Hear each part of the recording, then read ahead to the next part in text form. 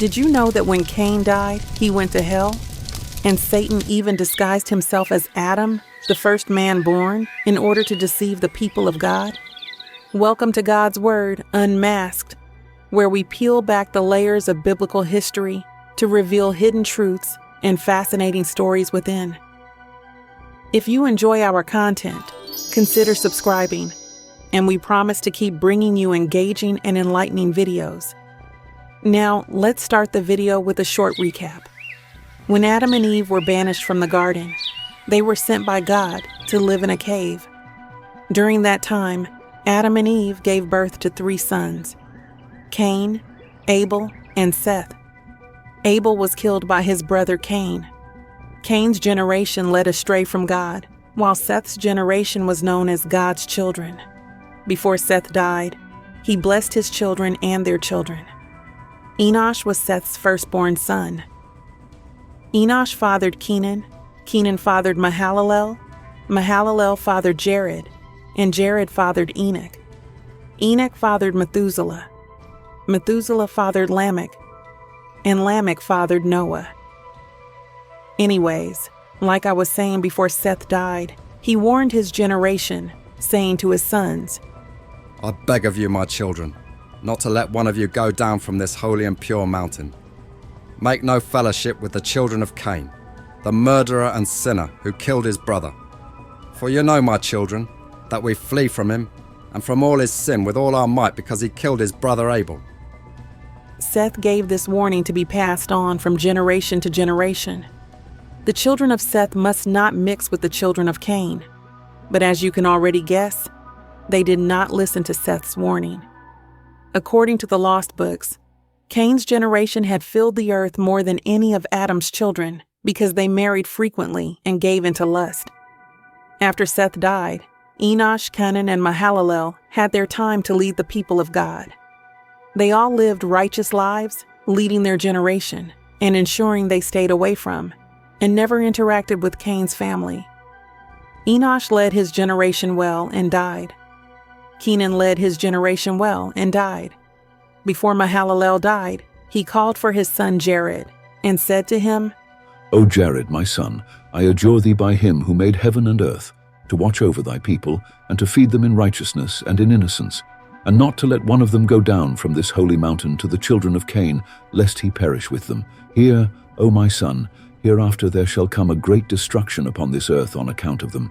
God will be angry with the world, and will destroy them with waters. But I also know that thy children will not hearken to thee, and that they will go down from this mountain, and hold intercourse with the children of Cain, and that they shall perish with them. O my son, teach them and watch over them, that no guilt attach to thee on their account. Mahalalel let Jared know to guide his people in order for them to live righteous lives. Jared's job was to make sure Seth's generation did not go down from the holy mountain they were living on, because under the holy mountain was where Cain's children lived. Mahalalel told Jared, if they disobey this one thing, God will be angry with the world and will destroy it with a flood. And in this statement, he made it clear to Jared that he knows the children of God will not listen to him. But Jared has to continue to teach them the right way, so Jared doesn't become guilty for their actions. After saying this, Jared's father, Mahalalel, died. Jared cried and embraced and kissed his hands and his feet, and so did all his children. Then they arose and mourned for him for 40 days. After Jared's father passed away, he kept his father's commandment. He became the leader and took care of his people, commanding them to do nothing without his counsel. He was very much scared that they might go and hang out with the children of Cain. According to the forgotten books, years had passed since the death of Mahalalel, but Jared continued leading his generation. Jared was around 400 years old. During this time, the devil envied and hated Jared because Jared would not let his children do anything without his permission. Since the devil could not deceive the children because they all needed permission from Jared, he decided to come up with a masterful, devilish plan for Jared himself. One day, when Jared was in the cave praying, Satan appeared to him with 30 men by his side. They all stood in the form of handsome men. with Satan being the elder and tallest among them, with a fine beard. They stood at the mouth of the cave and called out to Jared. He came out and found them looking like fine men, full of light and beauty. He wondered at their appearance and thought they might be from Cain's family. He stated to himself, "As the children of Cain cannot come up to the height of this mountain, and none of them is so handsome as these appear to be. And among these men there is not one of my kindred. They must be strangers." Jared thought to himself that Cain's children are not this beautiful, nor can they even come up the mountain, so he assumed they were strangers. Jared greeted them and asked the elder who they were. Jared stated, "O my father, explain to me the wonder that is in thee, and tell me who these are with thee, for they look to me like strange men." The elder, who is Satan, began to weep, and the rest of his men started to cry with him. He said to Jared, "I am Adam, whom God made first, and this is Abel my son, who was killed by his brother Cain, into whose heart Satan put to murder him. Then this is my son Seth, whom I asked of the Lord, who gave him to me to comfort me instead of Abel. Then this one is my son Enos, son of Seth, and that other one is Canaan, son of Enos, and that other one is Mahalaleel, son of Canaan, thy father." The adversaries had disguised themselves as the dead and well-respected men that God had created. Side note, keep in mind, Jared did not obviously know how all his grandparent or great-grandparent looked like. It's not like they could take pictures for memories and keep in the cave. These men had many children and lived more than 300 years. All they had were stories. Either way, many believe that the adversary disguised themselves as these men in an attempt to lie, deceive, and confuse Jared. By claiming to be Adam and identifying the other figures as Abel, Seth, and their descendants, Satan aimed to gain Jared's trust. However, Jared stared at them and remained confused. Looking at their appearance, he was unsure what was happening. Then the elder, who was Satan, said to Jared, "Marvel not, O my son. We live in the land north of the garden, which God created before the world. He would not let us live there, but placed us inside the garden, below which ye are now dwelling. But after that I transgressed. He made me come out of it, and I was left to dwell in this cave. Great and sore troubles came upon me, and when my death drew near, I commanded my son Seth to tend his people well. And this my commandment is to be handed from one to another unto the end of the generations to come." The elder, who is Satan in disguise, explained that they live in a beautiful land north of the garden, but God made them dwell below the garden after they transgressed. The elder continued to state, "But, O Jared, my son, we live in beautiful regions, while you live here in misery, as this thy father, Mahalaleel, informed me, telling me that a great flood will come and overwhelm the whole earth. Therefore, O my son, fearing for your sakes, I rose and took my children with me, and came hither for us to visit thee and thy children. But I found thee standing in this cave, weeping, and thy children scattered about this mountain, in the heat and in misery." The elder stated that Jared's father, Mahalaleel, had also warned him about the upcoming flood. Due to that reason, the elder decided to rise and came here to also protect Jared and his generation. The elder continued by stating, "But, O my son, as we missed our way and came as far as this, we found other men below this mountain who inhabit a beautiful country full of trees and fruits and all manner of verdure. It is like a garden. So, when we found them, we thought they were you, until thy father, Mahalaleel, told me they were no such thing. Now, therefore, O my son, hearken to my counsel, and go down to them, thou and thy children. Ye will rest from all this suffering in which ye are. But if thou wilt not go down to them, then arise, take thy children, and come with us to our garden. Ye shall live in our beautiful land, and ye shall rest from all this trouble which thou and thy children are now bearing. But when Jared heard this speech from the elder, he was amazed and looked around, but he couldn't find any of his children at that moment. So Jared asked the elder, "Why have you hidden yourselves until this day?" The elder replied, If thy father had not told us, we should not have known it. After hearing this, Jared believed the elder because his father had told him the same thing. The elder then asked Jared, Wherefore didst thou turn about so and so? Jared stated, "I was seeking one of my children, to tell him about my going with you, and about their coming down to those about whom thou hast spoken to me." When the elder heard Jared's intention, he said to him, Let alone that purpose at present, and come with us, thou shalt see our country. If the land in which we dwell pleases thee, we and thou shalt return hither, and take thy family with us. But if our country does not please thee, thou shalt come back to thine own place. The elder urged him to leave quickly before one of his children could counsel him otherwise. Jared then came out of the cave and went with them, and among them they comforted him until they came to the top of the mountain of the sons of Cain. When the group arrived at the top of the mountain of the sons of Cain, the elder said to one of his companions, We have forgotten something by the mouth of the cave, and that is the chosen garment we had brought to clothe Jared withal. He then said to one of them, Go back thou, someone, and we will wait for thee here until thou come back. Then will we clothe the Jared, and he shall be like us, good, handsome, and fit to come with us into our country. Then one of the companions went back, but when he was far enough from Jared and the others, the elder called to him and said to him, Wait until I come up and speak to thee. Then he waited, and the elder went up to him and said to him, One thing we forgot at the cave. It is this, to put out the lamp that burns inside it, above the bodies that are therein. Then come back to us, quick. The elder told the companion to put out the lights that were in the cave of treasures and return to the group.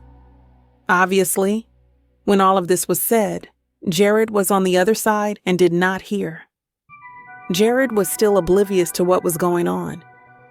The elder returned to Jared and the others, and they all went down from the mountain together, stopping by a fountain near the houses of Cain's descendants. They waited there for their companion to bring a garment for Jared. The one who went back to the cave put out the lamp and returned with a beautiful phantom, showing it to them. Jared was amazed by its beauty and grace and believed it was real. While they were at the fountain, 3 of the men went into the houses of Cain's descendants and asked for food for themselves and their companions. When Cain's descendants saw them, they were amazed at their beauty, unlike anything they had seen before. They gathered and came to the fountain to see these visitors. They found the visitors so handsome that they called out for others to come and see these beautiful beings. Soon, both men and women gathered around them. The elder said to the gathered people, We are strangers in your land. Bring us some good food and drink for us and your women, so we can refresh ourselves together. Many women came to them, each addressing Jared either for herself or for her husband. But when Jared saw what they were doing, he felt deeply disturbed and refused to eat or drink anything they offered. The elder noticed Jared's discomfort and said to him, Be not sad. I am the great elder, as thou shalt see me do. Do thyself in like manner. Then the elder spread his hands and took one of the women, and 5 of his companions did the same in front of Jared, encouraging him to do as they did. When Jared saw them doing wicked things, he cried and thought, My ancestors never did anything like this. He spread his hands and prayed with all his heart, crying and begging God to save him from them. As soon as Jared started praying, the elder and his companions fled because they couldn't stay in a place of prayer. Jared turned around and couldn't see them anymore. He realized he was surrounded by the children of Cain. He wept and said, O God, destroy me not with this race, concerning which my fathers have warned me. For now, O my Lord God, I was thinking that those who appeared unto me were my fathers, but I have found them out to be devils, who allured me by this beautiful apparition, until I believed them. But now I ask thee, O God, to deliver me from this race, among whom I am now staying, as thou didst deliver me from those devils. Send thy angel to draw me out of the midst of them, for I have not myself power to escape from among them. When Jared finished praying, God sent his angel, who took Jared back to the mountain, showed him the way, gave him advice, and then left. Jared's children would visit him often to get his blessing and advice for everything they did, and they would help him with any work he had. But this time, when they went into the cave, they didn't find Jared. They found the lamp was out. The bodies of their ancestors were disturbed, and they heard voices from the bodies saying, "Satan in an apparition has deceived our son, wishing to destroy him as he destroyed our son Cain." I know. Apparition is a big word, but it pretty much means the spirit of a dead person appearing in a form that can be seen. The voices also prayed, "Lord God, save our son from Satan's trickery." When Jared's children heard these voices, they were scared and wept for their father, not knowing what had happened to him. They cried for him all day until sunset. Then Jared returned, looking sad and distressed, feeling terrible for being separated from the bodies of his ancestors. As he approached the cave, his children saw him, ran to him, hugged him, and cried, saying to him, O Father, where hast thou been, and why hast thou left us, as thou wast not wont to do? O Father, when thou didst disappear, the lamp over the bodies of our fathers went out, the bodies were thrown about, and voices came from them. Jared, hearing this, fell upon the bodies, embraced them, and said, O my fathers, through your intercession, let God deliver me from the hand of Satan. And I beg you will ask God to keep me and to bide me from him unto the day of my death. Then all the voices ceased except for Adam's, who spoke to Jared by the power of God, saying, "O Jared, my son, offer gifts to God for having delivered thee from the hand of Satan. And when thou bringest those offerings, so be it that thou offerest them on the altar on which I did offer. Then also beware of Satan, for he deluded me many a time with his apparitions, wishing to destroy me, but God delivered me out of his hand. Command thy people that they be on their guard against him, and never cease to offer up gifts to God." Then Adam's voice also became silent. Jared and his children were amazed. They arranged the bodies as they were before and prayed all night until dawn. Jared made an offering on the altar, as Adam had commanded. As he prayed to God for mercy and forgiveness for the lamp going out, God appeared to Jared at the altar, blessed him and his children, accepted their offerings, and commanded Jared to take the sacred fire from the altar to relight the lamp that illuminated Adam's body. And God said to Jared, As to that fire, which thou hast taken from the altar to light the lamp withal, let it abide with you, to give light to the bodies. And let it not come out of the cave, until the body of Adam comes out of it. But O Jared, take care of the fire, that it burn bright in the lamp. Neither go thou again out of the cave, until thou receivest an order through a vision, and not in an apparition when seen by thee. Then command again thy people not to hold intercourse with the children of Cain, and not to learn their ways. For I am God, who loves not hatred and works of iniquity. Jared, with his children, took some fire, went down to the cave, and lit the lamp before Adam's body. He gave his people commandments as instructed by God. Pause. If you have learned something new, make sure to like, comment, and subscribe. Okay, let's return back to the story. All of this sounds interesting, but you might be wondering, how did Seth's generation actually end up mixing with Cain's generation? Well, according to the forgotten books, after Cain had gone down to the land of dark soils, which is pretty much what we classify as hell in today's society, Cain's children continued to multiply. there was one whose name was Genun, the son of Lamech. Now, according to the forgotten books, when Genun was a child, Satan came to him, and Genun began to make various musical instruments like trumpets, horns, string instruments, cymbals, psalteries, lyres, harps, and flutes. He played them all the time, 24/7. Whenever Genun played his instruments, Satan entered the instruments, making beautiful and sweet sounds that enchanted people. Genun would always gather groups to play his music. This would please the children of Cain, causing them to indulge in sin and lust because Satan was entering their hearts through the music.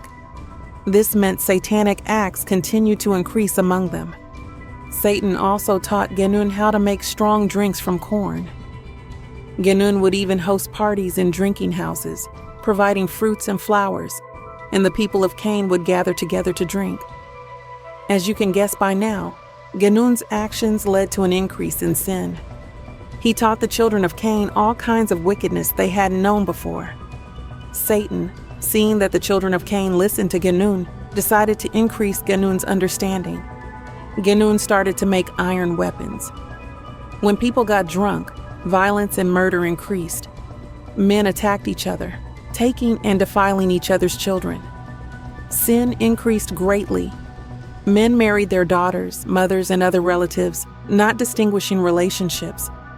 Wickedness spread, defiling the earth and angering God. Now, with all of this happening, Genun decided he also wanted to get the children of Seth involved. So Genun gathered people with musical instruments at the foot of the holy mountain to attract the children of Seth. The children of Seth heard the noise, wondered, and watched from the top of the mountain. This continued to happen for a whole year. After a year, Genun saw the children of Seth were being attracted. Satan again entered Genun and taught him to make colorful garments, dyeing them crimson and purple. The sons of Cain gathered at the foot of the mountain, dressed in beautiful clothes, and committed sins. The children of Seth prayed and praised God, but they gradually stopped following God's commands and Jared's counsel. They spent most of their time watching the children of Cain. The angels who had fallen continued to teach the children of Cain forbidden knowledge.